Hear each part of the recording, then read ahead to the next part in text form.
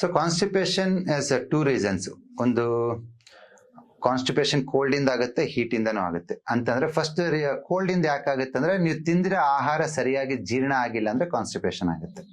ನಿಮ್ಗೆ ಗೊತ್ತಾಗ್ಬಿಡುತ್ತೆ ಅಜೀರ್ಣದಿಂದ ಕಾನ್ಸ್ಟಿಪೇಷನ್ ಆಗ್ತಾ ಇದೆ, ಹೊಟ್ಟೆ ಹಸಿವಾಗ್ತಾ ಇಲ್ಲ, ಹೊಟ್ಟೆ ಉಬ್ಬಾರ ಆಗ್ತಾ ಇದೆ, ಅದರಿಂದ ಕಾನ್ಸ್ಟಿಪೇಷನ್ ಆಗ್ತಾ ಇದೆ ಅಂದ್ರೆ ನೆನ್ಪಿಟ್ಕೊಳ್ಳಿ 2 ಕಲರ್. ಒಂದು sky blue colour stomach reflex point ಮೇಲೆ ಹಾಕಿ, ಎರಡನೇದು ಡಾರ್ಕ್ ಬ್ಲೂ ಕಲರ್ನ ನೀವು ಎಡಗೈ ಹೆಬ್ಬೆರಳು ಬುಡಕ್ ಹಾಕಿ.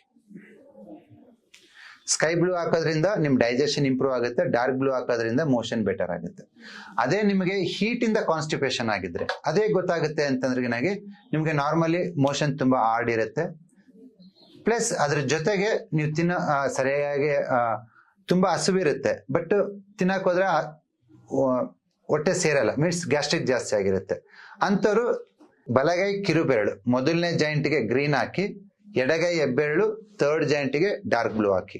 ಡಾರ್ಕ್ ಬ್ಲೂ ಮತ್ತೆ ಗ್ರೀನ್ ಹಾಕೋದ್ರಿಂದ ನಿಮ್ಗೆ ಕಾನ್ಸ್ಟಿಪೇಷನ್ ಡ್ಯೂ ಟು ಹೀಟ್ ಇದ್ರೆ ವಿತಿನ್ 3 to 4 days ಅಲ್ಲಿ ಕಡಿಮೆ ಆಗ್ತಾ ಬರುತ್ತೆ.